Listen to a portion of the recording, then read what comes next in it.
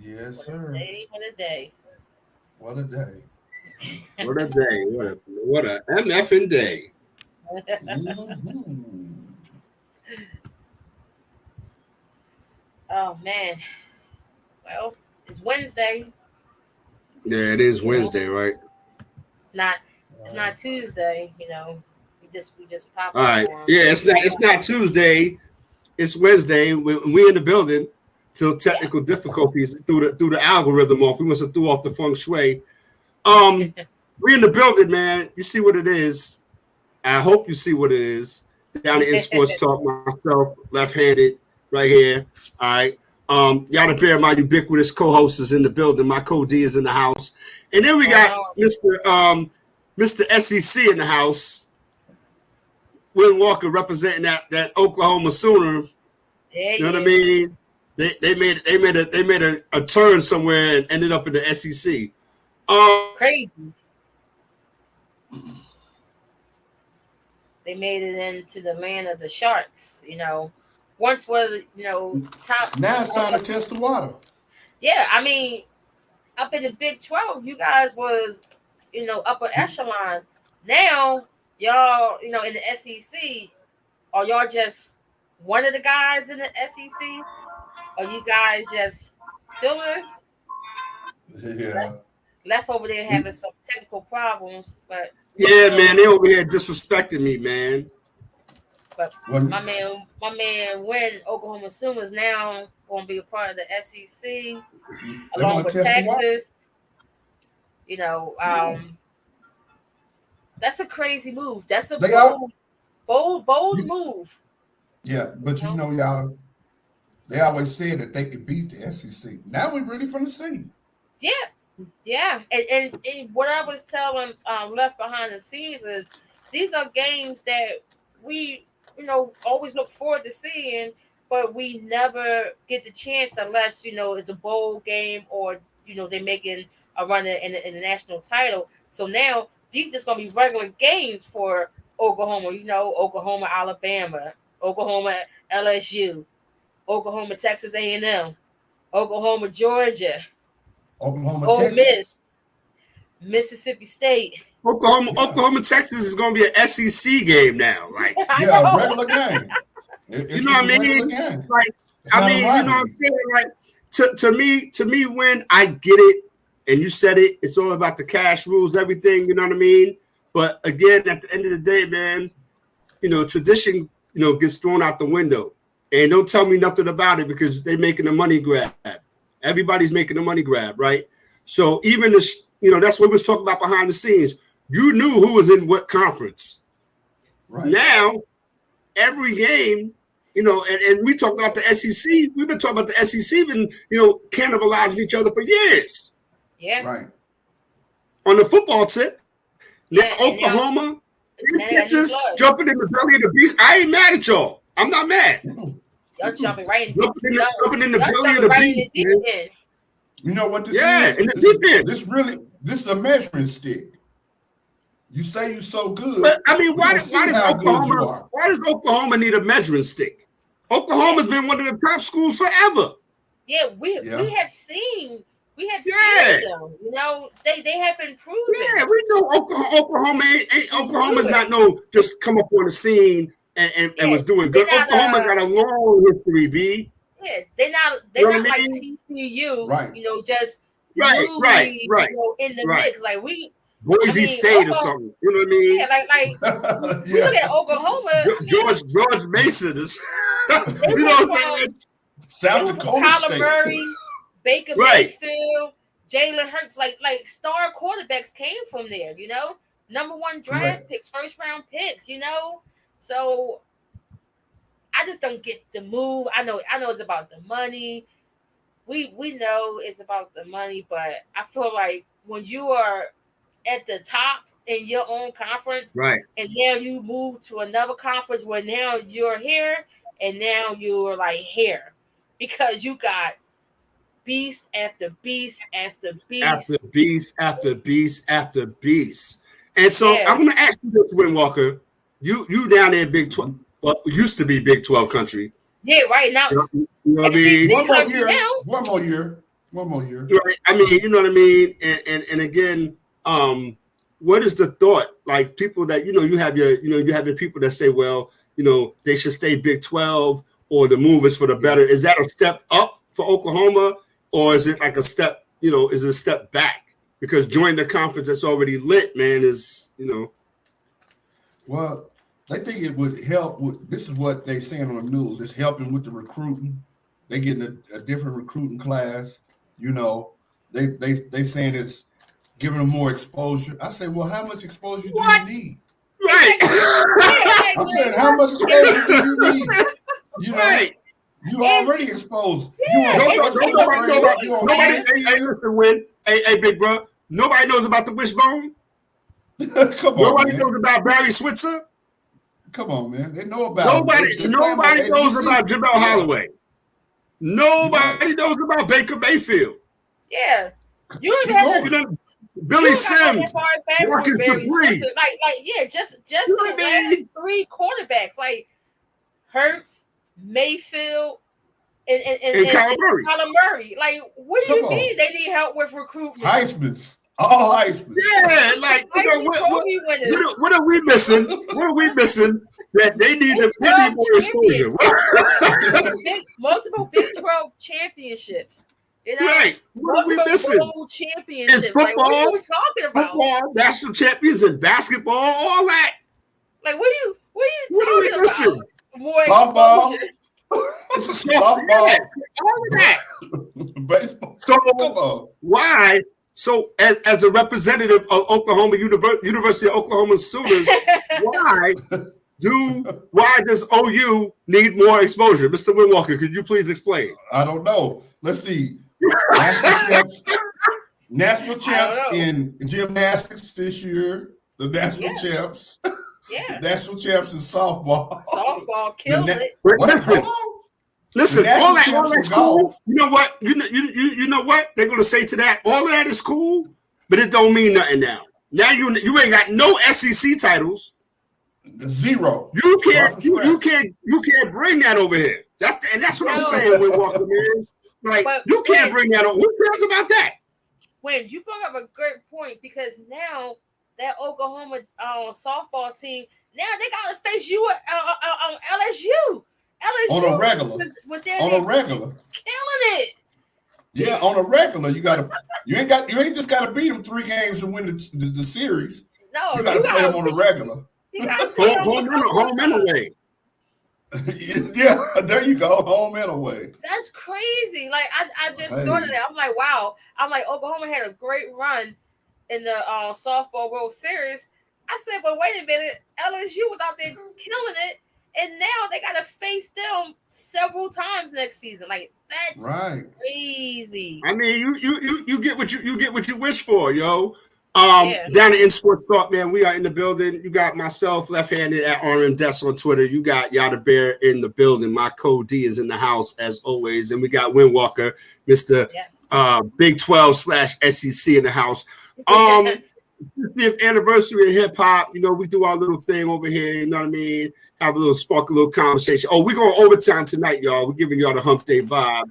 You know what I mean? We're going a little OT tonight. The best hip hop anthem. There's been a whole bunch of them, but what are your opinions of a couple of the best hip hop anthems, Yada Bear? Man, I will go a couple of them. Of course, I gotta pay homage to my hometown. My boy Stay Properly. What we do is wrong. And anytime we hear that, we get hyped up with that. You gotta rob that person. Listen, we hungry. Right. Andy Up, and Andy Up was a good one. Okay. Man, I don't know. I would have to think a little bit more about that.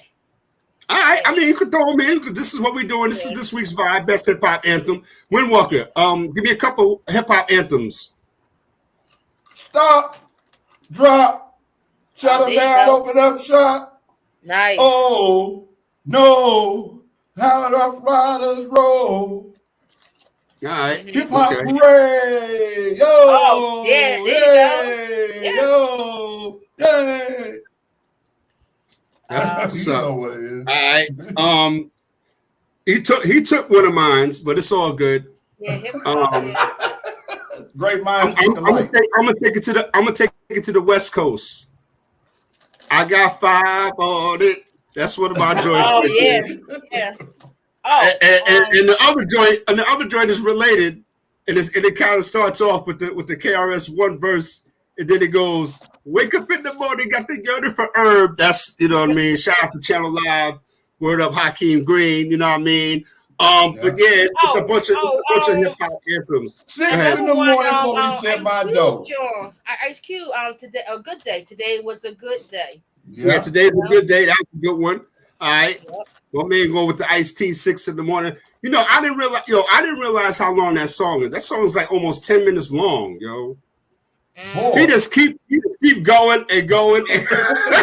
Well, I don't think he had a real hook on there, right? I just realized it was 6 in the morning going with iced tea. I just realized that was like 10 minutes long. Paying homage. It's paying homage to everybody and everything. It's like that. Okay, all right. It's like that. Now you're going everywhere. It's all good. Listen, we just had the NBA draft, and now we're going to get ready. You know, it don't stop for these kids, man. They start getting that money. It's time to go to work, straight to work. The NBA Summer League is about to pop off, or it's popped off already. What's your thoughts on what you've seen so far? For me, Chet Holmgren. I was go ahead, Browski. Yeah, Chet. He put his weight up. You know, he came in 208, facial hair, some muscles on him. You know, he's not thin anymore. He has upgraded to skinny. That's the line of the night. He's not thin anymore. He's upgraded to skinny. Skinny. Yeah. Skinny. Also, this Oklahoma team, bunch of young guys, the Thunder. They're gonna be a problem this season coming. The Thunder, boy. The Thunder. I'm gonna have to say it right here. That's the team I'm most excited to see in this upcoming season. You know, Giddey was already good. You know, Shea balling. Now to see it all come together with Chet, with the guys they had there. You know, both Williamsons, Jalen and Jalen. You know, I'm excited to see them. Only thing I'm hoping, and I think the only thing they're kind of missing on the team, and I could be wrong, is a vet. But I mean, is Shea the vet? Shea right now looks like he's the vet. Yeah, he'd have to be. Yeah, he would have to be. But truthfully, the summer league is not really going to kick off until Friday, because that's when Wembanyama makes his debut, and it's already sold out. They already sold out that game, which is crazy to me. But yeah, everybody want to see that guy. I mean, you know, so I mean, again, Victor Wembanyama, you know, there's a lot of, you know, hype and excitement about what he's going to get ready to do. I feel like, you know, summer league is kind of like an indictment.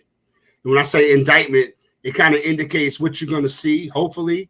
You know what I mean? These kids keep the, you know, now that they're officially in the league, we're going to see what they're really about. Of course, some, you know, are going to fall off, but we think that the ones that would, you know, in the top, you know, first round, maybe second round, might stick around. But I feel like when you got a kid like Victor Wembanyama, when there's a lot of things expected, you know, he got a tradition to follow out there in San Antonio. You know what I mean? They drafted David Robinson. Mm-hmm. They went through a little humble, then they did their work. They got Tim Duncan. They went through a little humble, and then they did their work. So expected that Victor Wembanyama, with a young team and an older coach in Greg Popovich, are going to go through some things. But I think that Wembanyama is going to be more apt to pick those things up because he's played in those circumstances. You know what I mean? He's played, professional, so to speak, basketball. And from an international standpoint, he's got people around him that he could be familiar with from the door. He doesn't have to learn these guys. They don't have to learn him, so to speak. Tony Parker's around, Tim Duncan's around, Right. Pop's around, that whole international thing where he can kind of, gravitate and feel like he's welcome and he's going to be somewhere for a long time. But you talked about the Oklahoma City Thunder. A lot of things are expected from them. A lot. Right. People not sleeping on them no more. No. All right. I think that they still got to prove it, though. They still got to prove it. Right. Shea Gilgeous is going to be the guy. If you bring a vet in, depending on what type of situation you're trying to bring the vet into, you know what I mean? Do you want to break that core up? You know what I mean? Or do you want to let them build and grow together? You know what I mean? Because they had Chet, who's been sitting around. He just haven't been on the court. Now he's on the court. He gets to play with these guys. You know what I mean? And kind of build that bond with them. And then when training camp start, you got Shea, you got Chet Holmgren. You know what I mean? You got the Josh kid. What's his name? Windwalker. Josh Kiddey. You got a squad. Yeah. At the end of the year last year, that little young squad showed and improved. To even make the play in. Yes, they did. And they were playing against some vets. So again, when you talk about what a team like Oklahoma City can turn the West upside down, kind of sort of, if they just come out of the woodworks doing their thing. But this is all contingent on paper, though. You know what I mean? We still got to figure out what Portland's going to do. Now that Portland has drafted Scoot Henderson, what are they really going to do in actuality with Dame Lillard, Yada? What's your thoughts? I know you got a thought on that. This Dame situation is out of control, okay? Because it's Portland and it's Dame fault. Why we are in this whirlwind of where Dame's going to go right now, because they gave Jeremy Grant $160 million, out of nowhere, and it seemed like as soon as they gave that contract to Jeremy, Dame was like, I gotta go. And to me, this is 3 years too late for Dame. He should have been out of Portland. You've been in Portland for 11 years, haven't advanced far in the playoffs. We always admire your skill set, but you're a guy who's in the small market, who's been on a team that's been rebuilding several times around him and still haven't gone anywhere. So now when they bring in these new guys and they're like, oh, we're going to rebuild around Dame, it's like, well, how many times you going to rebuild around them? And then Dame finally stepped up and said, hey, I want to go. And then he picks, two teams that truly don't really have that much to offer. Like you say you want to go to Miami. Well, you waited too long. Miami already let go their whole backcourt. Their whole backcourt is gone. So you want to go to Miami. Miami only have Tyler Herro, Bam, and Duncan Robinson rolling to offer you in a bunch of future draft picks. And what I'm seeing is Portland's like, nah, that's not enough. And it's not enough. Because even if Portland includes Bam in that trade, that means you're going from Portland to Miami with less talent, because you and Jimmy can't do it all on your own. You guys are still super small. They trying to throw in Kyle Lowry. Kyle's like 37 now. He's old. Nobody wants that. So it's either you stay in Portland or you try to make a deal, try to make like a 3-team deal. But when you look around the league now, every piece that's kind of viable to move has already moved or been signed. So they kind of waited too long to try to make this type of move right now. So I'm not sure. They floating. They've been talking about Philly. Oh, maybe we can do like a James Tobias type of deal. I don't know. And then it ties into the James Harden thing. Like right now, the Sixers we are in like a stalemate right now because we don't know where we're trading James Harden at. We don't know is he going to really get traded or is he going to sign a 1 or 2 year deal here because there's really no real trade out there that can really make us any better. And while we're sitting here waiting, everybody else is getting signed. We have lost people from my bench already as we waiting to see what Dame going to do or what team can we trade James to. Well, nobody really checking for these two guys like that because if they were, they would have already been gone by now. And I just think that these two trades are going to be slow and loud. Generally, when you're trying to trade like a star player, it either goes one or two ways. It's either quiet and fast or slow and loud. And right now, both of these trades are moving slow and loudly at the same time. Because now, everybody's throwing in a name, but nobody's making any type of moves or throwing in any or making any trade packages. They're just trying to what I have to say, hype up the set and add more value to both of these guys. But when you really think about Dame, you really only trying to bring him in for the playoffs because he's always hurt. The past 3 seasons, Dame has been hurt and had missed significant time. And same with James. James was fat. He had the shenanigans. He had the fat suit. Then he's in shape in Brooklyn.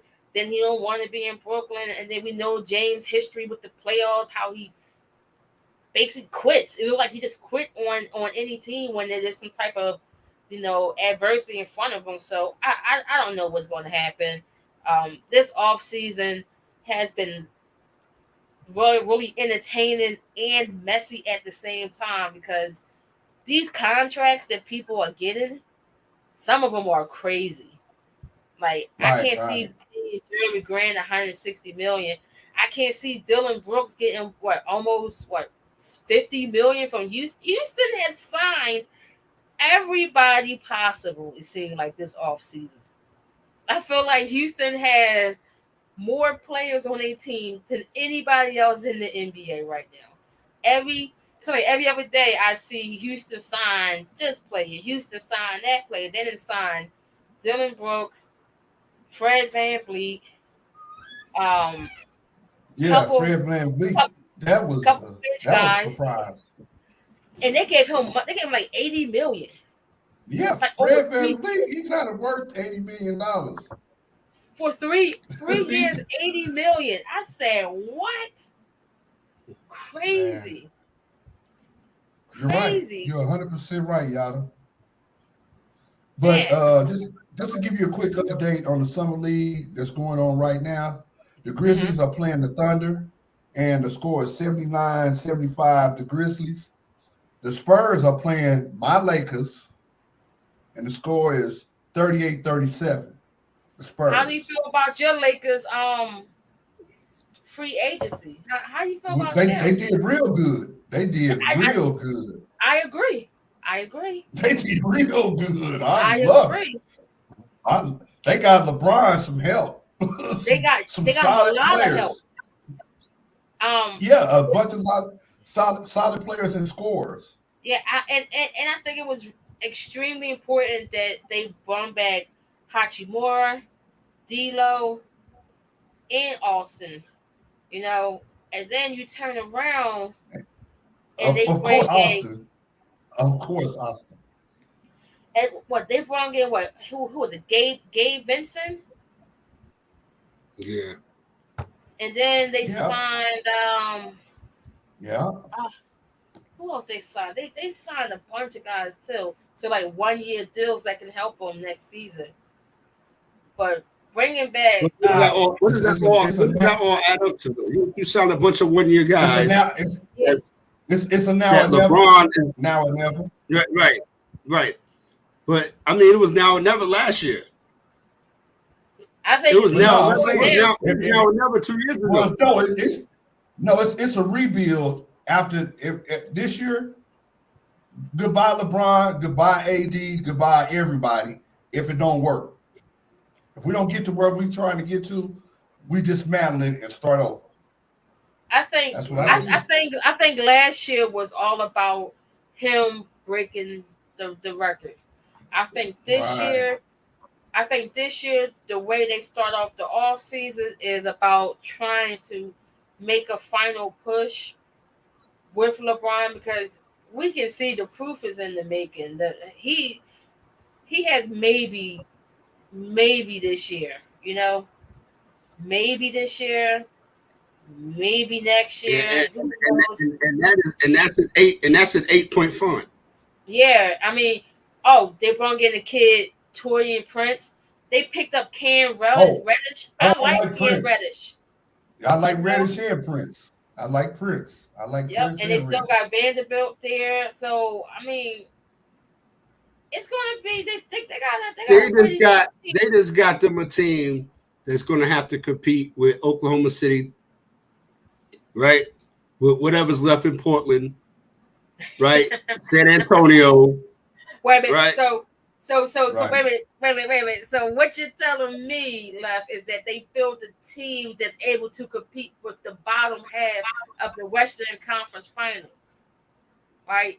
They built a team that can still sustain being either the eighth seed or the seventh seed, while LeBron and AD do low management throughout the season, right? That's that's Did, hey, what did they? Hey, that's what did, they're saying. did the Lakers get rid of? Did the Lakers get rid of Malik Beasley? Yeah, yeah. Beasley's Yeah. gone. And my little German guy, Schroeder. Oh, Yeah, I like it. Schroeder was on his I last like legs anyway. yeah. Schroeder's gone. I like Schroeder. Schroeder was out Yeah, of I here like Schroeder. anyway. But Yeah. they signed Austin Barnes. Yeah. No, No. no. They got I thought they gave him $56 million. who? No, Reeves. Austin Reeves. Reeves. That, I mean Austin Reeves. Reeves. Austin Yeah, Reeves. Yeah. My bad. yeah, yeah. They gave Austin Reeves some money. They gave D'Lo a little bit of bread, and they gave Rui a little extension. But Okay, to go with LeBron and AD and the other yeah, guys that they picked up. yeah. I They don't know, picked up. man. I I'm mean, gonna tell look. you straight like that. I don't know. Look. They Because still got picks. when you compare that to what, let's say, Oklahoma City has, you know what I mean, or what Denver has, or even Utah, you know what I I mean, mean, it's gonna be crazy. Hmm. The Clippers, we had said that about the Clippers. well, because the Clippers right now are also in limbo because of this whole James Harden thing. Are they going to sign or are they going to trade for James Harden? And if they do, now they're talking about they don't want to trade. They don't want Terrence Mann to be a part of the trade package. He was So one of the let's go guys that then. the Sixers was looking like. The Sixers was looking to get Norman Powell, Terrence Mann, um, Marcus Morris Sr., and it was one other guy. I think it was either Zubai or somebody else, and it's going to get James, um, probably another bench piece, maybe even Tobias. I wasn't too sure if Tobias was going to be in it, but I know James was the main part. And then they Mm-hmm. said, "Oh, we don't want to trade Terrence Mann," so then everybody stopped talking.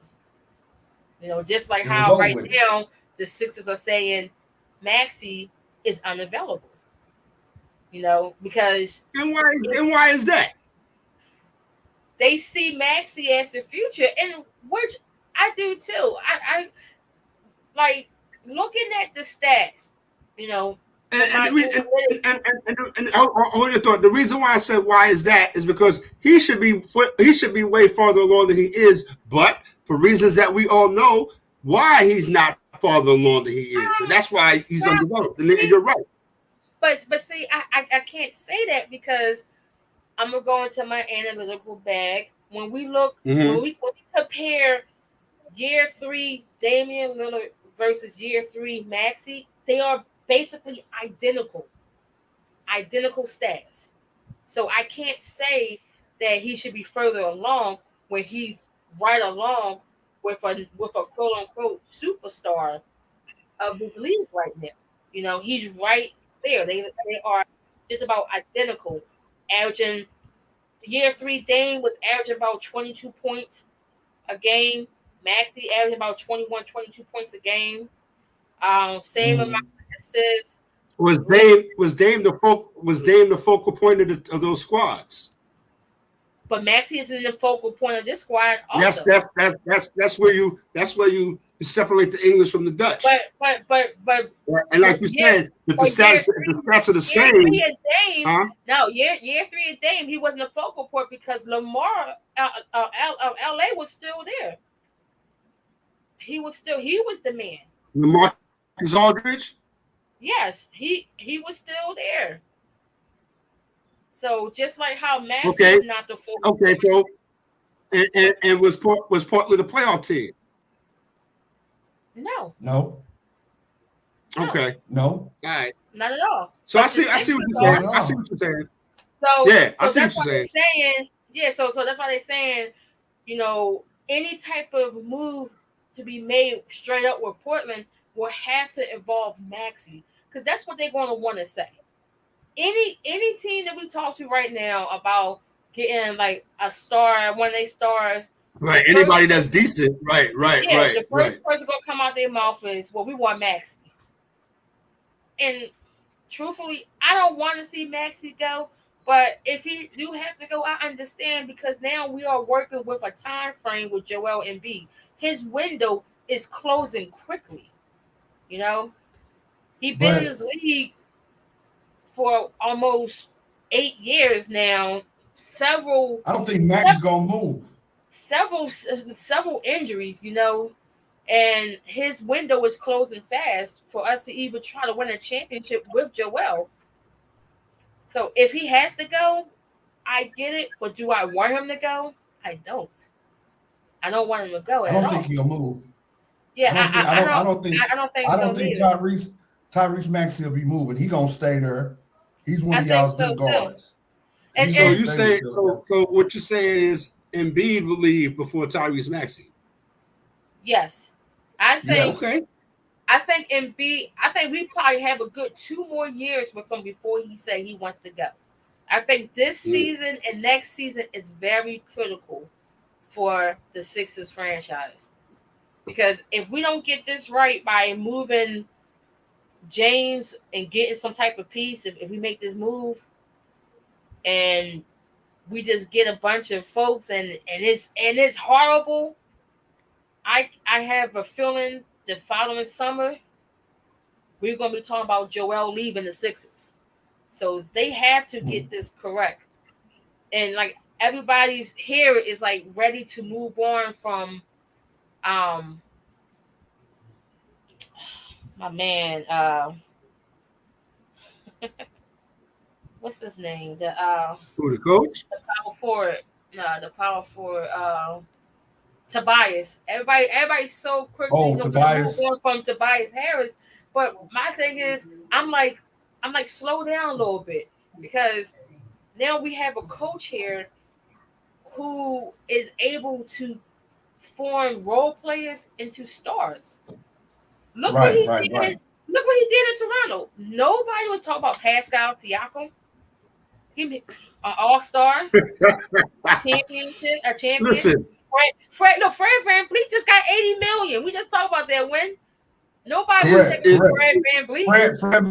Fred VanVleet just got $80 million. He just got $80 million. And he's not that good.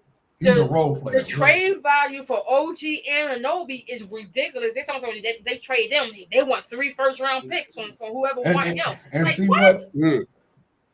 Scotty Barnes, you know? What everybody's not looking at, the elephant in the room, okay?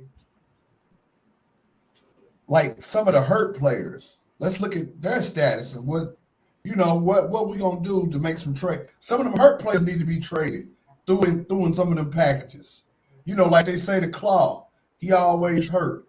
Put him in a package deal with something. You know what I'm saying? let's get it. Lorenzo.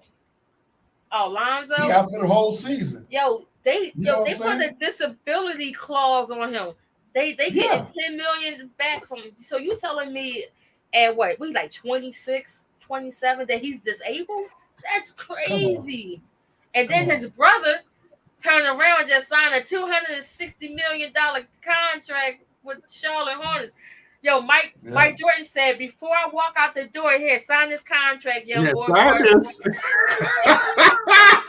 Mike said, before I walk out the door, I'm gonna collect my $3 billion on my way out the door. So I'm gonna do you a favor. I'm gonna do you one last solid. You know what I mean? I'm gonna do a solid for you. I'm gonna do you one last solid before I go pick up these 3 bills. Word up. Yeah. Here, and sign this $260. Here you go. You deserve it.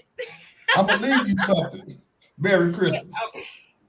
Word up. Yeah. Listen, man, we in the building down in Sports Talk every Tuesday night, but yesterday was the 4th of July. We usually do plate reviews, but this 4th of July, we're gonna leave that alone. We're not gonna get into it. If you want to get the plate reviews for 4th of July 2023, it will be on a special behind the scenes episode of Down in Sports Talk, the podcast, where some of us will be going in on some of the plates that we got. And some of us will be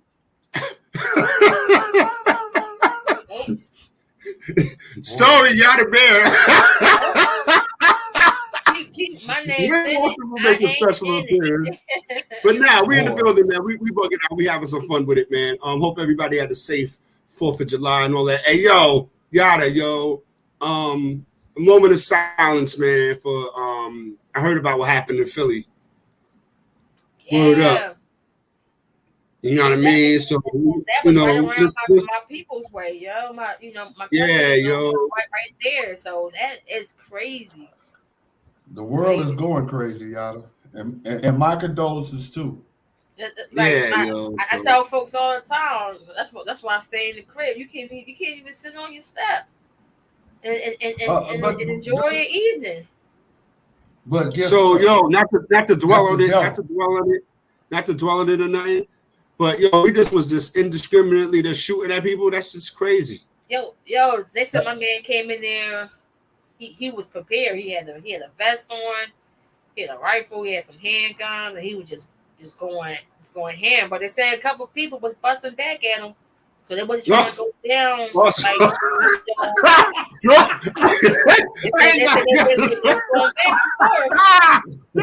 crazy. I ain't going out without a fight. Yeah. I would definitely say, my condolences to the people who lost their lives.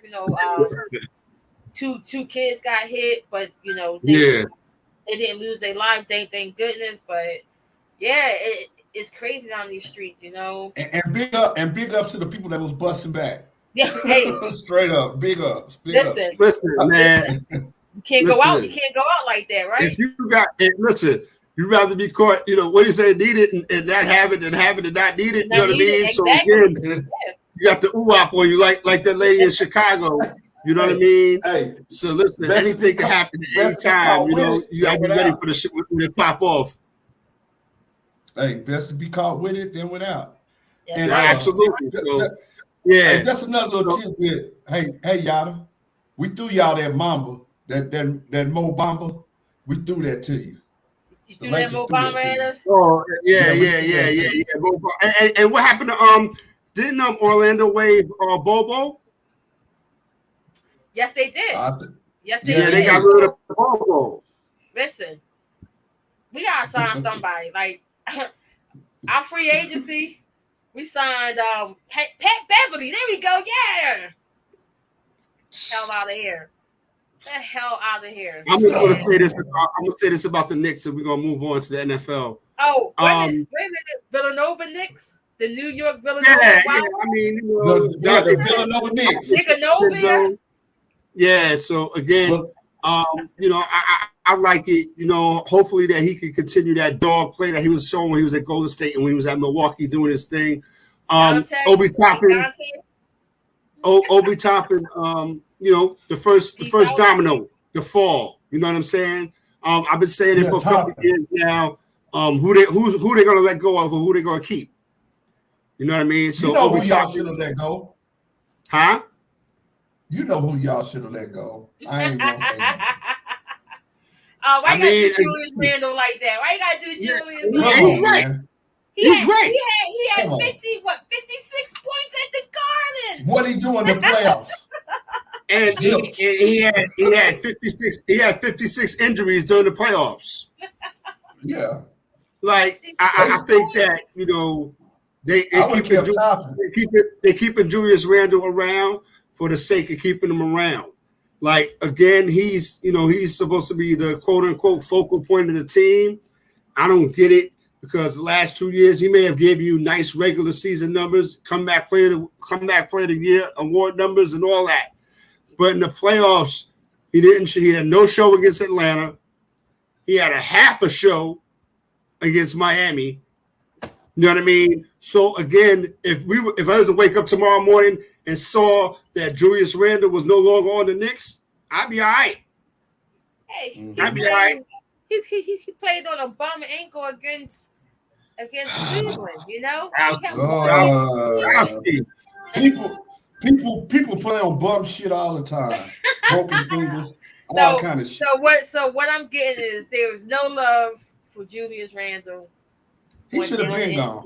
Nah, because when Julius Randle was playing on that bum ankle, he was still forcing bad decisions with the basketball, right? Still wasn't really doing anything. He was a once in a while dude. He'll throw a joint up in there, it'll go in. Then if he's not doing that, he's arguing with the referees.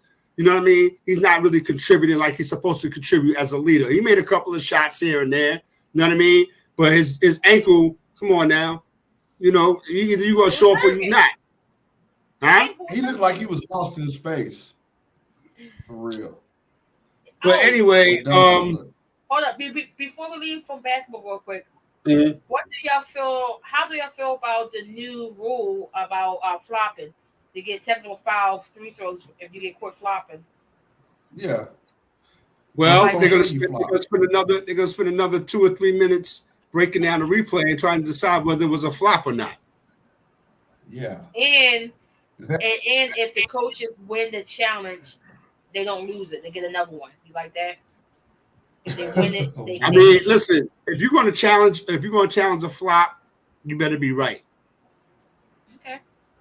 You better be right. And again, when I say that, it's to say that, look, Browski, we watching the game at home. When you watching the game at home, I'm watching the game at home. We can tell 2 or 3 and 4 or 500 miles away whether somebody's flopping or not. And you got a referee who's 2 feet away from the play and still can't tell you if he's flopped. You got to have 15 different angles of the replay. Like, come on, yo. In slow motion. AKA LeBron James. How many? And that leads to my next question. How many times he gonna call that on LeBron? Yeah, I mean that's true.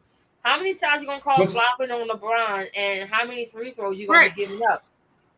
And check this out. Flopping is part of the game to get in the other player's head and get a free call from the ref. That's not. If you can get away with it, yes, that's part of it. Listen, the ultimate flopper was Vali Divac. Vali Divac have perfected the art of flopping and how flopping is a part of the game. He made it a part of the game. He made it. Now they're gonna start flopping. Hey, Browski, you ever watch international soccer? Oh my God, yes, like them. that's how they're gonna be flopping. That's how they're gonna be flopping. And slide. Doing the slide. LeBron get hit with phantom elbows. I mean, 2 times in the game. And it's like, oh, it's about to get crazy. It's about to get crazy on these streets, yo. This LeBron, he be standing there, and the next thing you know, he be like somebody hit him. You know what I mean? Oh, so we talk about that thing is really gonna be crazy, and I hope that they, these officials be half-assing it anyway. You know what I mean? Yeah. And again, It's another call for them to miss. It's just another yeah, call for them to absolutely. You know what I mean? But we in the building, man, down in Sportstalk doing what we do. Shout out to everybody that rocks with us, man. Facebook, StreamYard, YouTube, all of that. Catch us on Twitter. You already know the vibes at RM Desk. My co-D over there, Yada Bear, at Yada Bear. You already know the run-ins. Win Walker's in the house with us. NFL hot stove. Any Eagles news? Anything we talk about with the Philadelphia Eagles? Nah. I got something to say about Philadelphia. Uh-oh. Big shout out to y'all's quarterback winning the BET award of Best Outstanding Player of the Year. Hey, well deserved. How did he get it though? Listen. Only thing that we are waiting for up here, we're just waiting for the season to start. Truthfully, there's nothing else really to say. We just waiting for training camp to open up. We'll be going to one of the open practices in August the 6th. Going to one of the live practices, to check them out, see what they looking like, see what we're working with before the season starts. And I mean that's really about it. The NFL has been actually pretty quiet these past, couple of weeks. The NBA has been taking the forefront along with baseball. But other than that, very quiet here. But can we talk about some boxing real quick? All right, we're gonna talk about some boxing real quick. Can we talk about some boxing? We finally Chavo brothers. It's happening. Canelo had to sign a 3-fight deal with PBC just so that the Charlos couldn't duck him. And Jamal has kind of ducked him because he said, "Oh well, he's not in shape. He hasn't fought in 2 years." He last time he fought was 2021 was the last time that he fought. So now he has to fight the smaller brother, who's going to have to go up and weight. Yeah, he's going to have to go up and weight to 165 and 168 to fight Canelo for Canelo belts. It's supposed to be the 30th of September. Not too sure if that date's set in stone, but they said it's supposed to happen. Now, well, I got a question. Is that which brother is Carmelo and Canelo? What's the brother's name? The child brother. He's trying to be funny. Yeah, I know. I see him. Yeah, but I just don't understand why he got I don't know. He fighting the smaller one and Jamel. Yeah. Yeah. The one with the mouth. Not Jamal. Yeah. Jamal, not the Jamal, one who hasn't who hasn't fought in 2 years. He fighting the one with all the mouth, who be at everyone else matches. Right. But now he about to learn a lesson. He about to learn a real lesson. He about to learn a lesson in economics and don't open your mouth too loud. In first aid. He about to learn a lesson in a lot of that stuff. Sometimes for me, the Charlo brothers, I just think that they're professional opponents at this point. You know what I mean? The championship, the championship is secondary, right? Yeah. For me, and Charlo fans or whatever can eat it how they want to eat it. I don't care. You know what I mean? But it's just, to me, he took this fight on the strength of saying, you know what, I'm going to step my game up. I'm going to go up in there against one of the all-time greats, and I'm going to do my thing. But here's the rub. Canelo is still mad at the fact of the business that Floyd Mayweather gave him. So anytime that Canelo gets in the ring with somebody that he feels like he's going to be able not to dominate, but to break down. But here's the rub on that. Mm-hmm. Canelo's last couple of fights, he wasn't. Well, I mean, the one fight. You know what I mean? He moved. So maybe that put the battery in the Charlo brothers' back. Yeah, true, but the last fight he moved up to light heavyweight. I don't think he should have moved up that far. The fight that what's his name? I can't never say his name right. Viv. I can't. Benavidez? No. That's the one that Tim. Tim said that. Beta Biv? Yeah. Yeah. Arthur Beta Biv. The one that he fought. But Tim is saying that Jamel is running from him like Canelo is running from David Benavidez. Benavidez? Yeah, I said, ooh. I said, Tim is talking greasy, and guess what? No one said anything. Like, nobody is saying because he's right. He's right. And then you look at that, look at Shakur Stevenson and Devin Haney. Yes. He said Shakur was like 25%. He said, I realize I'm the B-side. I get it. And I'll be the B-side, but not ain't no 25 motherfucking percent. Excuse my French. That's disrespectful.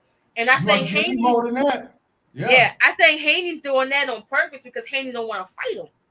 He gonna lowball. He gonna lowball him to death and say, "Oh well, we offered you," and this. Nah, you try to play me. That's what that is. That's trash. Yeah, that's. But I was talking to my brother today. I was like, "Yo, what if?"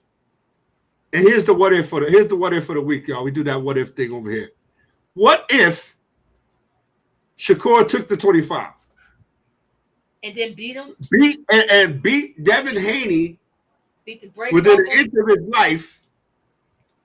And Devin Haney, in his Adrian Broner mind, think that he won the fight. And now Shakur Stevens can say, I took 25, I'm going to give you 20. Yo, that would be crazy because that would show you that it wasn't about the money with Shakur, because he said, right. Shakur said, I know I'm better than you. Right. I know I'm better than you.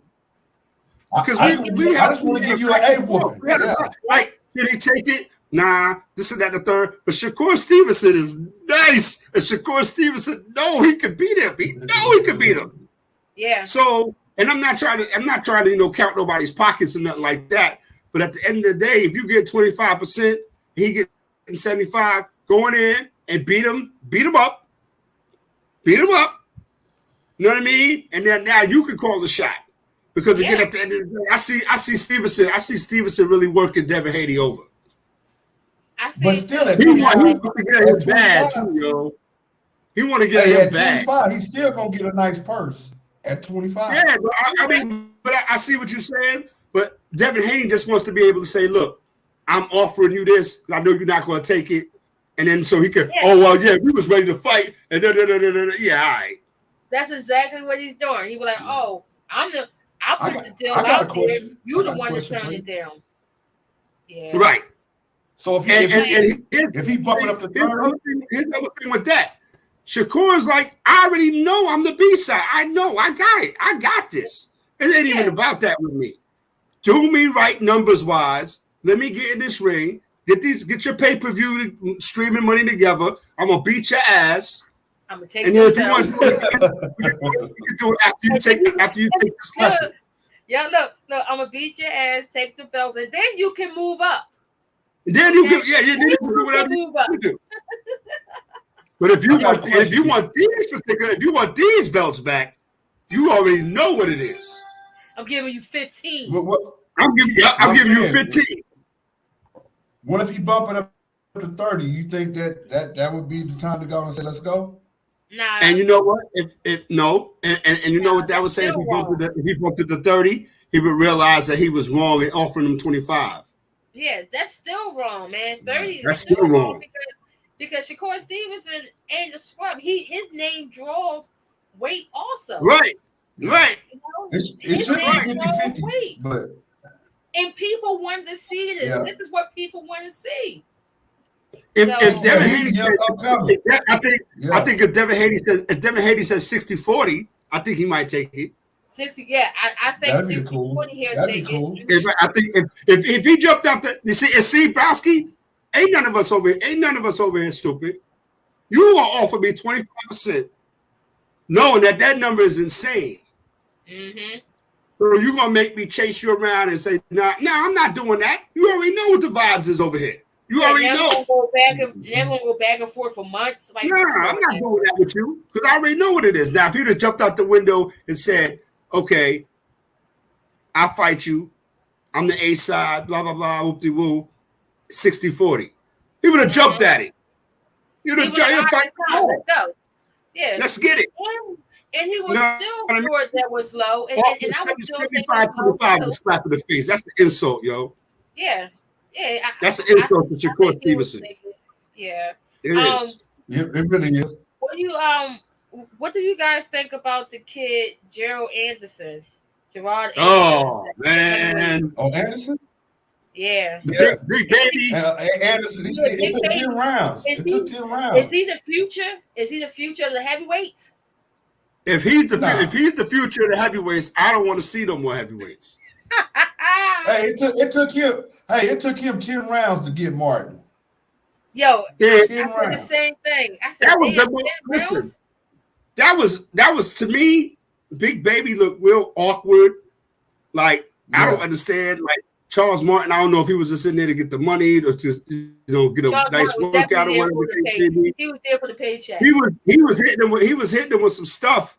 And then, Anderson, showing who he is or whatever the case may be, didn't really look like he could be in a ring with I even say, what's the homie? What's the homie?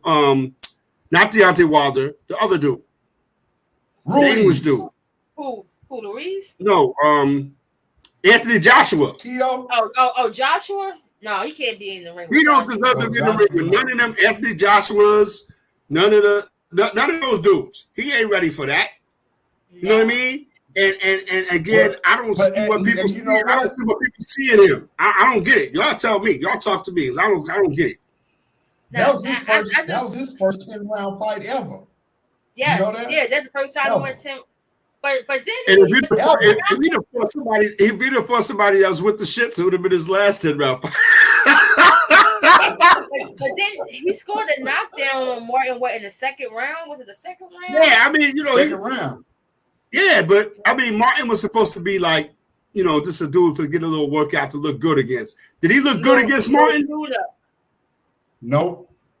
Maybe this was like trying to build his stamina up, because like Wynn said, this is his first 10-round fight.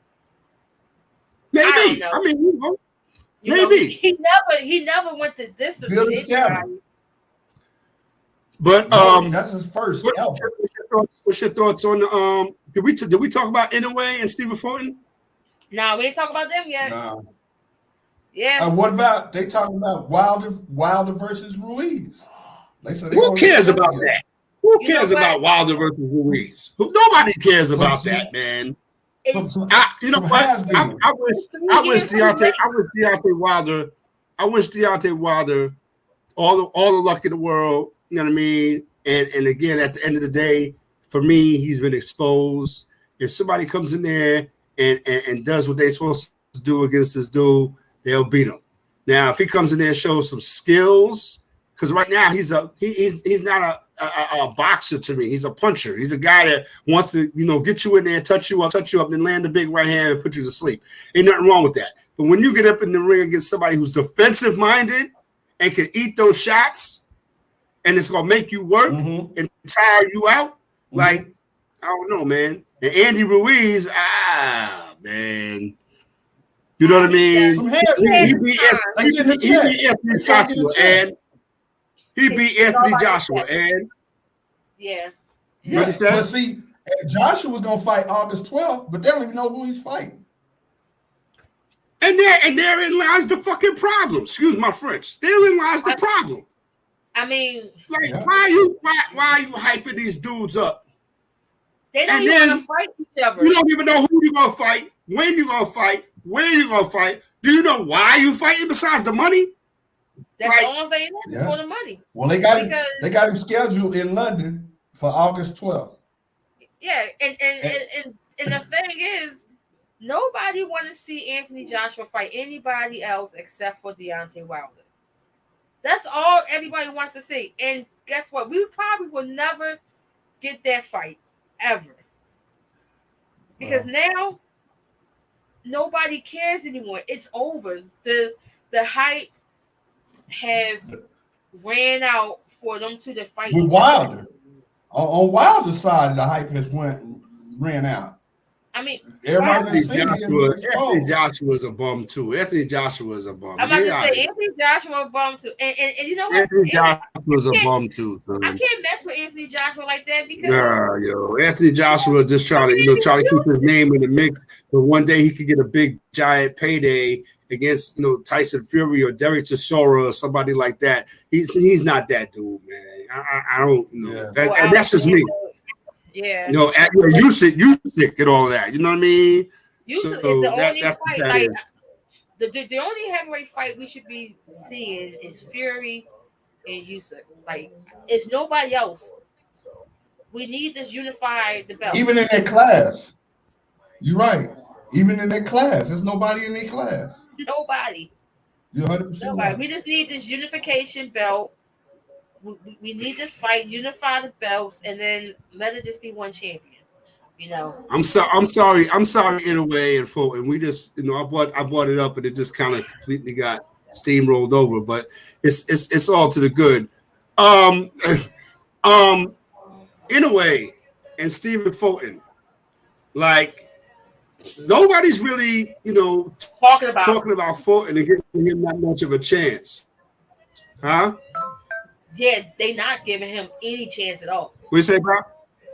They're not giving Stephen Fulton no type of chance. None. No type of nothing. And Inoue is a beast. Yeah, they already got him knocked out.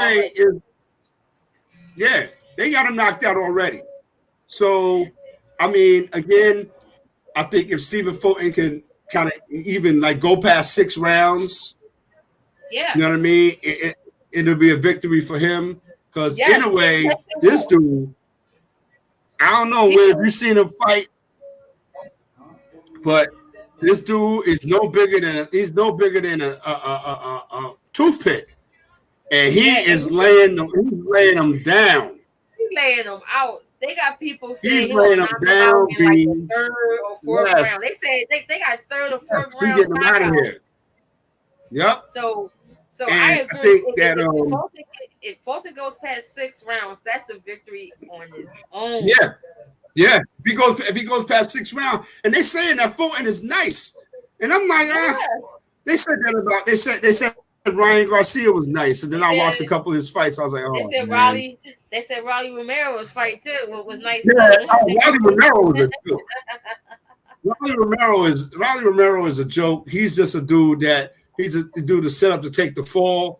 You know what I mean? Any fight that you put him in against legit competition, he's not going to show up.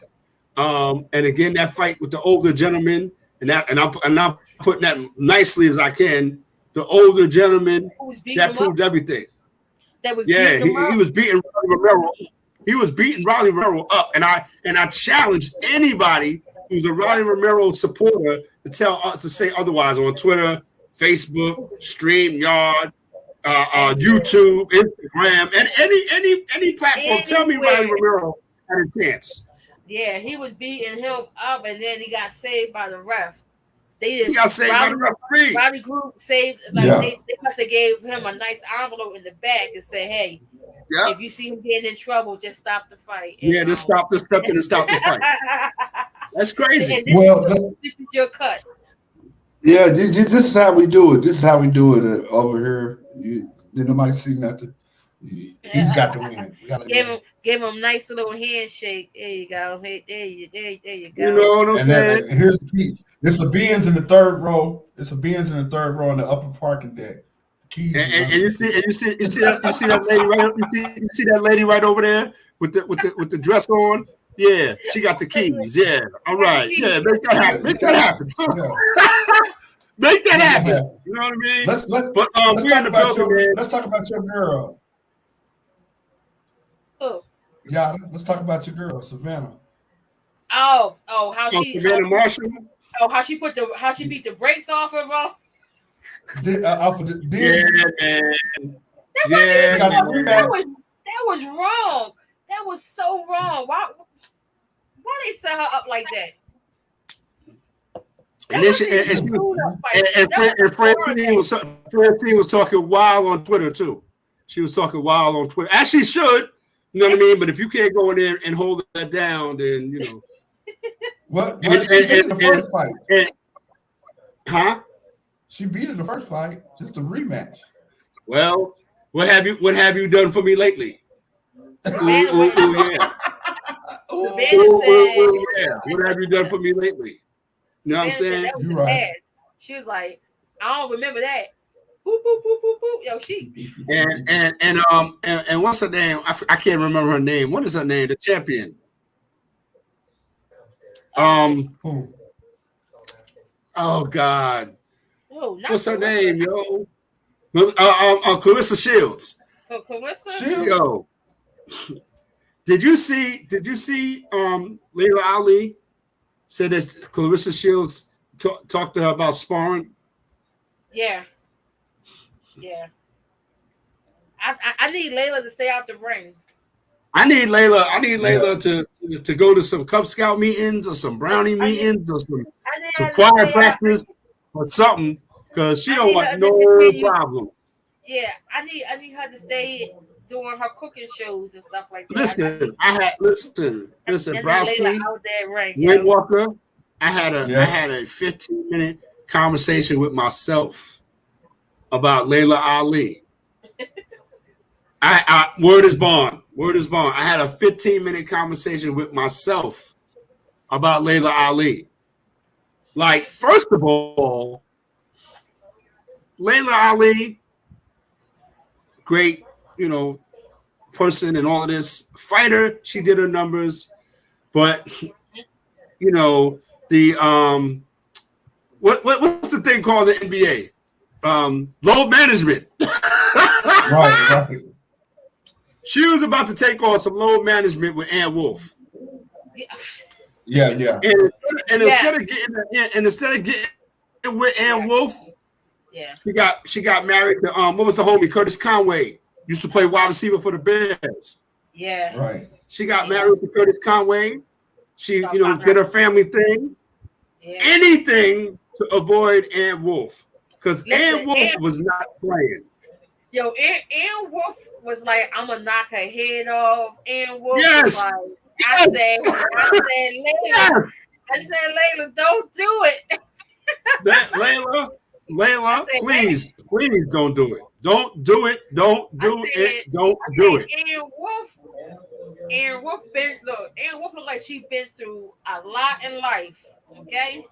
And listen, if you see a picture in the dictionary of under with the SHITS's, it's a picture of Ann Wolf. Ann Wolf. Like, I'm telling you, who was the fighter that Ann Wolf trained? Because Canelo knocked him out. I can't remember his name, but Ann Wolf was his trainer. But Ann Wolf wanted Layla Ali so bad.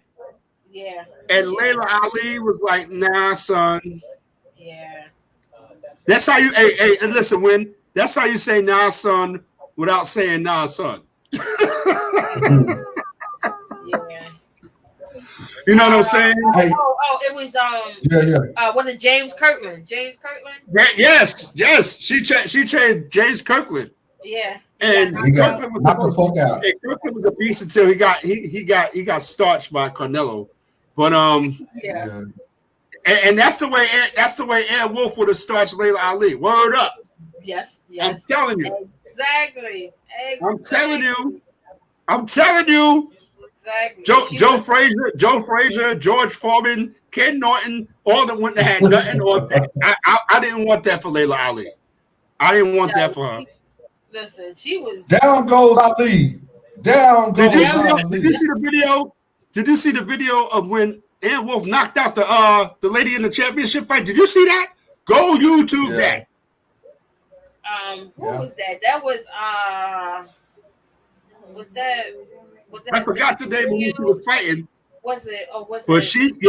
she put the crunchberry season on her, son. Yeah, hold on. I'm about to. I know exactly what you're talking about. Who was that? That she knocked out? And listen, Ann Wolf is a brawler, B. Ann Wolf is a straight brawler. Yeah, she. Yeah, Word. she on fire, yo. She looked like the type that would take the gloves off and we could go like John L. Sullivan. We could go band up. Yep. And Brown Sugar Wolf would knock you out. She would scramble Yes. your brains like some eggs. Okay. Listen. Word up. But yeah, man, we in the building, man. Down in Sports Talk, man, doing what we do. It's come to the time of the year, y'all. 4th of July passes by. Yep. Now we're gonna get into our talk where we talk about baseball and 6 teams days. that we like, 6 days. teams that we don't like, and what's going on. We're gonna give some grades to our team for the first half of the season and stuff like that. And we're gonna start off with the ubiquitous Yada Bear and Philadelphia Phillies and National League chop up. Well, I just want to say that See, she's speechless, y'all. Speechless. the Phillies right now is on a 11 road game winning streak. We just took care of business in Tampa. We took the first two. So thank you're welcome, Yankees. You know, you're welcome. We took care of the Rays for you guys. Try to close the gap for you guys a little bit. But we are almost where we want to be at right before the All-Star break. I'm glad that right now we're about 7 games over 500, so that's good. Um, we now, some of the bats are starting to get hot. Trey Turner kind of showed out this series. We also got Bryce Harper, coming through. And then we have some of our lower end guys like Bryson Stott, Alec Baum have been killing it with the RBIs, and our one lone All Star and Nick Castellanos, has been destroying the month of June, and he started out July just as strong. So right now, we are currently occupying the third wild card spot right now. At the beginning of the season with this roster, we thought that we would at least occupy the first wild card slot, but right now being at 3 is not that bad. I'm hoping to see some improvement over. Some improvement after the All Star break, which is coming up. Our next series that we got coming up is against the Miami Marlins, so that should be interesting. We're going to see Mr. 400, who's been killing the game. But for the rest of the NL, the Braves has been just dominating the NL East, as they always do. They've actually been dominating the whole NL. Right now they got 57 wins, sitting lone spot up top. One of the surprising teams that we've been talking about for the past 2 weeks has been the Cincinnati Reds. And the Reds are killing it. They're at the top of the Central Division right now. They got, their young stud. They both of their rookies are balling out. We all keep talking about Ellie De La Cruz, but the other rookie, he's also playing good out there. But De La Cruz is the truth. Yeah, he's out there, and I thought it was just like a little spark, a little fling, but he's been consistent. He's been consistently, making plays at the plate, stealing bases, making the best of his opportunities that he's getting, and he looks good out there. Also, He got the cycle. yeah, one of the youngest players that hit for the cycle that they had out there. So Yeah. Yeah, as a rookie. Yeah. yeah, we got we got the Diamondbacks still holding strong in the NL West, Yeah. but they still got they got the Dodgers still high on their trail along with the Giants too. somebody just got hurt. Oh, Mike Trout on cue out for 4 to 8 weeks. You know, he had like a broken bone, I think, in his ankle that he just got surgery on, which is crazy. So, Aaron did. you know, I thought the Angels was gonna do, was gonna show out this year, but I don't know because he's gonna be gone for like almost 2 months. So, and then Shohei got like this fingernail issue, which was weird. It's like he got a blister on his thumb. His thumbnail was like, it's just weird with pitchers in their hands. So any type of discomfort or a hangnail or a cut can just, disrupt your whole flow. So, them out there, a little shaky. But what's going on with your Yankees, man? We're losing right now. I'm so glad that you asked. I'm so glad that you asked. Look. This is for y'all. You guys had a complete game shutout. I saw that. I said, yeah. But we're losing right now against Baltimore. On 161st and River Avenue in the Bronx, we like to call that a perfect game. Yeah, I see it. He had a perfect game out there. And Domingo Herman, who has been suspended for having goop on his hands, and he went through a personal situation. You got to feel good for him. But I think that we're still 7.5 games behind Tampa. We're still playing inconsistent. We still kind of relying on Aaron Judge. We have to have a nice 10, 15 games, streak of playing Yankees baseball. We haven't seen that in a while. It's still talking about, Carlos Rodon coming back. That has yet to be determined. What we're doing right now is we're just staying afloat, keeping our heads above water. With 10 games above 500. Usually at this point in the season, we should be 15 to 20 games above 500. That speaks to how we're playing inconsistent. You got teams in our division. The Baltimore Orioles are marketably better. They're so good that Aaron Hicks, who couldn't, bat 150 for the Yankees, is turning into Frank Robinson for the Orioles. I was going to say, he eating those Baltimore crab cakes. He got them. Yeah, so again, he's doing his thing. And, I think that, the extra teams that are added in the playoffs at the postseason kind of puts some teams in relaxed mode, Kimmy, if you get what I'm saying. Like, you don't have to play as hard. You're not going to win the division title. You know what I mean? But you can make a wild card run. Exactly. You know what I mean? And I think that, as far as the Yankees, where we are right now, we're not out of it. We're not ever out of it. You know what I mean? When it comes to division. But at the end of the day, we're going to make a playoff run. And when a playoff run is described as a wild card, we don't play for wild cards. We don't play for June and July. We play for October, right? And these other teams, look at the Minnesota Twins, right? They're a game up on Cleveland in the Central. But look at the Tigers. The Tigers are 11 games under 500, but 6 games out of first place. But they 6 games. I was going to say, what's up with the Tigers? And I didn't even look at the wild card. I'm just looking at the division straight up, right? Well, and then wait a minute. Y'all wild card is Baltimore, Houston, and then y'all. Y'all third. Baltimore, Houston, and then the Yankees. Yeah, then the Yankees. So again, that says that we got to get ahead of them to make the top wild card. So you're looking at a team like in the West, the Texas Rangers. They're hanging on. They got 4 starters in the All-Star game, which is dope, right?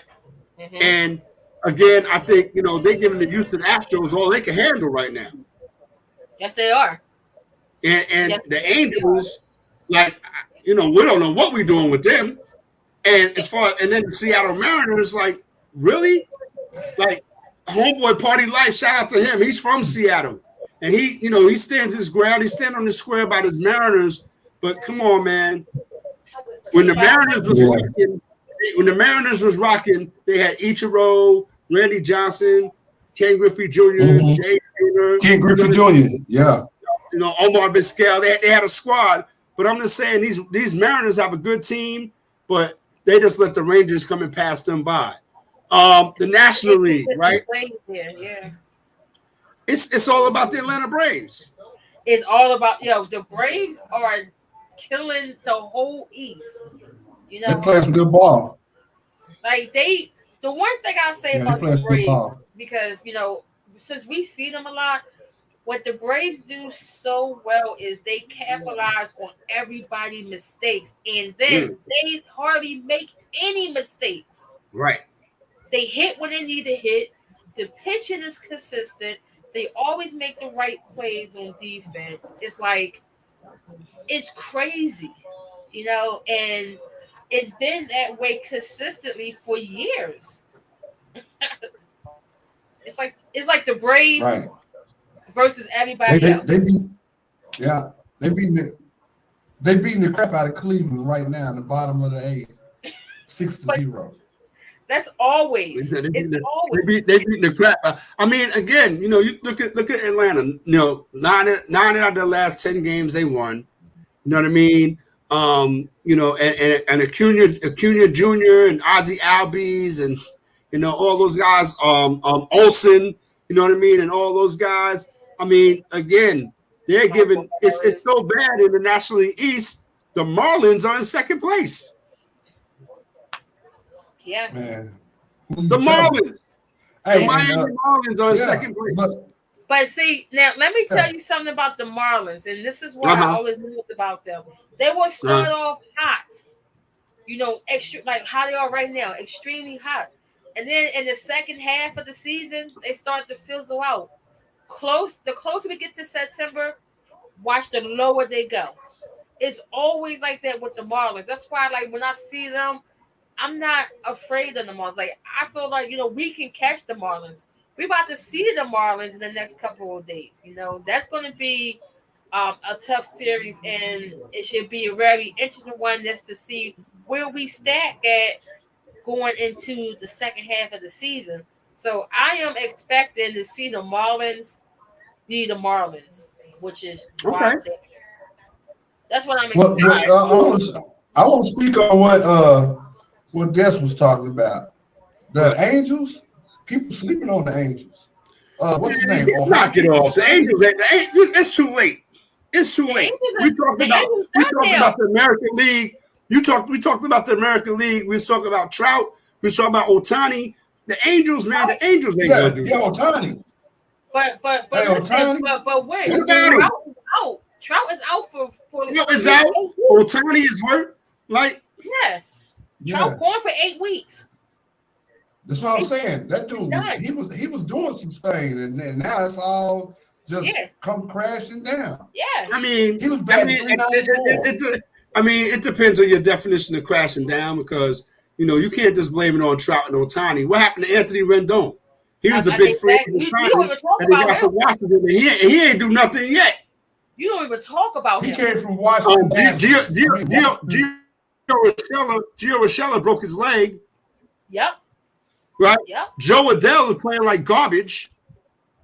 You know what I mean? Yep. So again, when you talk about a team like the Angels, they deserve it. They're playing exactly how they're playing. Yeah. You know what I mean? Nobody's running away with nothing. I'm saying, but I hear you though. I'm saying it just the way it turns, where you can be hot. You was talking about how the Marlins is hot. It'll come crashing down just like that with a couple key injuries or some miscues. Let me ask you a question, Browski. Are the Marlins a playoff team? Yeah, they're a wild card team. Okay. So either the Phillies or the Mets, they're going to make the playoffs. It's going to be the Mets. Wait.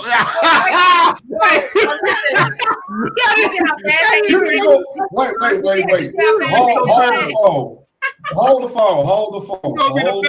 Did you just go against the Phillies? No. Did I read it correctly? No.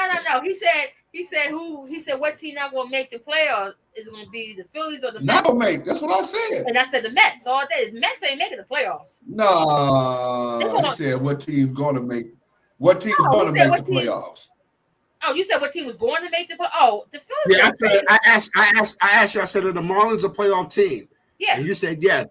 And then I said, well, that means either the Phillies or the Mets not going to get in. Oh yeah. And then I said, which team? Yeah. And then you said the Mets not going to get in. Yeah, Mets Good. not getting in Right. at all. They. Okay. I would be. Yo, we got 6 zeros in the house. We got 6 zeros in the building. Check us out over there at 6zeros.net. You know what I mean? We be in the building down at Sportstalk. Check us out over there. Yeah, man. Absolutely. I would be surprised if Buck Showalter don't get fired at the end of the season, because this team is a mess. The Mets are a mess, and their payroll is too high. And their payroll is too high for it to be a mess like it is. They lost their top reliever in the World Baseball Classic. Mm-hmm. Francisco Lindor hasn't really been nothing since he's been here. Nothing. Pete Alonso has been off the on and off the IL. Yep. And I ain't even bring up Verlander and Scherzer yet. I was gonna wait to bring them up. Where is Verlander? The dude Senga that they got from the Japanese league, he don't know where he's coming and going. Exactly. He hasn't shown up at all. So you got a whole bunch of guys that's playing beneath expectations, right? Yeah. And this is what you get. Buck Showalter, he's the guy in charge. He's the guy who's supposed to take the fall. But I just think that's a combination of a whole bunch of things. The Braves playing out their mind. The Mets playing, under expectations. And it all adds up to being 18 games behind the Atlanta Braves. The Atlanta Braves don't care if Pete Alonso is not playing. The Atlanta Braves don't care that Max Scherzer got suspended for 10 days. You know what I mean? So, again, the Mets, they be the most disappointing team in the National League, in your opinion, Yada? The Mets? Yes. Coming into this season, when I looked at the NL East and I saw all the moves the Mets was making, I was like, all right. I was like, damn, this is going to be extremely tough, because I already knew the Braves was going to run away with this division, because that's what the Braves do. So I knew, like always, my fight will be with the Mets. And at the beginning of the season, it was looking that way, because the Mets have always owned us. But then they came here, Citizen Bank Park, and we was able to take care of business finally. And then everything just started really crumbling around the Mets. Verlander. I don't even remember the last time this guy pitched. I think the last time Verlander pitched was he was on Detroit. I can't remember the last time he played the season. And then, like you said, the boy that got from the Japanese series, we don't know what's up with him. Like he's been off. Lindor been off. Pete Alonso been up and down, and Buck just. Sometimes when I see the Mets play and I look at Buck in the dugout, he looked lost. It's like he just threw his hands in the air, like I don't know. He's trying to figure out. You got a guy, Starlin Marte. You know what I mean? You got a guy, McNeil, who like won the batting title. Yeah. Like, where are these guys at? Where are those guys that I signed up to manage? Because those guys aren't playing right now. But to move on to the National League Central. You talked about earlier the Cincinnati Reds in first place, holding it down. They're making everybody look bad. And me, myself, I picked the St. Louis Cardinals. Not the Brewers. What happened? They're not making the Brewers look bad. The Brewers look good. I mean, the Brewers are right there, right behind in the Central. The Brewers supposed to be running away with that division. The Brewers not supposed to be one game behind Cincinnati. Yeah, it wasn't really supposed to be a battle with the Brewers and the Reds, but I thought it was going to be a battle with the Brewers and the Cardinals, like you said. Yeah, man, the Cardinals are to me, the Cardinals are more disappointing than the Mets. Oh yeah, St. Louis Cardinals, they're supposed to be there. You know what I mean? Because the Mets are only 7 games. The Mets are only 7 games under 500. The Cardinals are 15 games under 500. The Cardinals, Right. the Cardinals looking at next season already. Okay. Right. You know what I mean? Yeah. So to me, what I should have did is I should have factored in the fact that they lost Yadier Molina. You know what I mean? Yeah, but they went yeah, and got Contreras from the Cubs. And instead of putting him behind the plate, they was putting him in the outfield. Like, what the hell is this? and Paul Goldschmidt is not doing what he's supposed to do. Nolan Arenado, he's been kind of a bust, if you ask me, for the Cardinals. He can hit all the home runs he wants. But you only got 35 wins to show for it. He's been trashed this season. They trying to get Paul out of St. Louis right now. Okay, they said, Paul, we trying to get you out of here. And if they find the right deal for Nolan Arenado, he can go too. Yeah. Wait a minute, Paul was what, the NL player of the year? Like he was. I bet he was a National League MVP. Yeah, he was a National League MVP last season, and this season they said, "My man, you can just give us your tablet." And he went from MVP to EBT. my man's a healthy scratch any time of the day. It's like they trying to get you know what I'm saying? Here, and as far as like when you look at the National League West, Arizona Diamondbacks, all due respect, they're the team that, you know, kind of sort of like your Marlins wish they were. You know what I mean? Or the Minnesota Twins wish they were. You know, you got a kid, Corbin Carroll. He just came back off the IL. They're in first place. They're 2.5 games over the Dodgers. They got 50 wins already. Yeah, Arizona. But see, I say for now because I feel like after the All-Star break, that's when the Dodgers is going to pick up all the time. You know, that's when they pick up. Now we want to talk about disappointing. Let's talk about the Padres. The Padres are actually very disappointing. The Padres are. I don't even have a word, Browski. You got to slide a word in there for me. I don't even know how to describe the San Diego Padres. You got all these dudes, all this talent.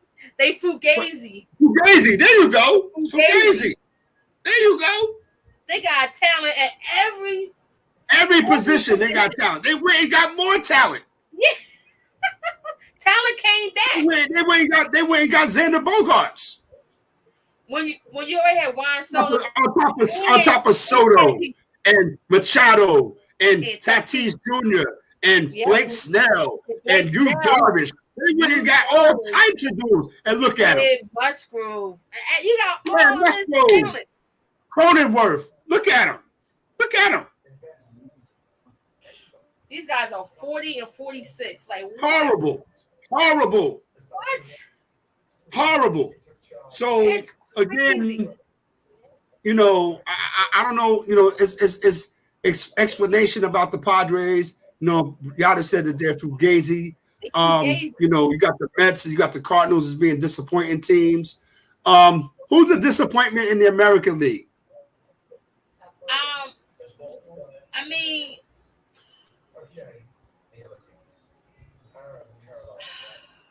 I probably, I can't. Go ahead, you can say it. It's all good. You can say it. See, no. Because I'm going to say the easy answer is the Angels all the time, you know. But I'm going to probably have to go with the Yankees. Yep, that's what I said. Go ahead, you can say it. I already know. You can say it. Go ahead. When you think about it, you're like, oh, but the Yankees, they got the third spot in the wild card. You know, they about 7.5 games out of first place. But it's like, but with the talent that they have on this team. And the payroll, let's go, Browski. The $2 billion team. In the payroll, you expect them, even without Aaron Judge, even with Judge being hurt, you expect, you know, these guys to be either with or just being above everybody else. Like, I cannot believe that we're almost at the All-Star point and they haven't even hit 50 wins. This is crazy to me to see that the Yankees haven't won 50 games, and we are a couple of days. We are a week away from the All-Star break, right? And they haven't won 50 games 6 yet. days. You know, and they this far behind the race. Listen. We this is down to we on the same page. I just have to get Browski. It's all good. Listen. That's why I said it's okay because I saw the same thing, the same exact thing. The Yankees are the most disappointing team in the American League. You can't really talk about another team like Toronto. They over 500. You know what I mean? Cleveland Guardians, they're under 500, but look, they'll be all right. You know what I mean? And the Astros, whatever. But the Yankees, at this point, they're the American League version, in my opinion, of the San Diego Padres. You got all this payroll, all this talent, and these guys aren't old. They're just playing old. Josh Donaldson past his prime. DJ LeMahieu past his prime. You know what I mean? But then you got the guys, got to give it up to Anthony Volpe, the rookie. He's trying to do what he does. You know what I mean? Jake Bowers is trying to do what he does, And again, maybe that perfect game by Domingo Germán might have been a turning point. Hopefully, we'll see. But Browski, you dead right. You are dead right, yo. The Yankees are the most. You couldn't even really pick a team in the American League to be like disappointed in it. Because either they're playing how you saw them, how you thought they would be playing, or a little injury here or there, whatever. They're still not playing like garbage. Yeah, like it's like I look at like what's going on with Garrett Cole, what's going on with Juan Carlos Stanton, like what's going on with Stanton? Like what is going on with Stanton? Stanton is one of those guys who's never going to be right. He's just going to get his money, and we got stuck with that contract. You know what I mean? He's almost to the he's almost like Jacoby Ellsbury at this point. Yeah. And then making all that money, and got 7 home runs. Yeah, he's supposed to be up. He's supposed to be up to at least 30, 35. How many home runs was he supposed to hit last season? What he hit about like 30 something last season? He had like 30, yeah. 30, remember, 33, remember I said last year? Remember last season I said, Browski, I said if Stanton and Judge hit 100 home runs between them, they'll win the World Series. Remember I said that? Yeah. Judge hit 62. It's 6-2. What Stanton had about like 34? And I think Stanton might have hit because the number was like, what was it, 95 or 96? It was close. It was close. Yeah. What's up, your but man? It won't be close this year. No, it ain't gonna be close at all this year. They'll be lucky if they hit 50 home runs. They'll be lucky if they hit 50 home runs between them. Like I don't know what to say about it, yo. I don't get it, and then your man Oswaldo out here. Yeah, Cabrera. Yep.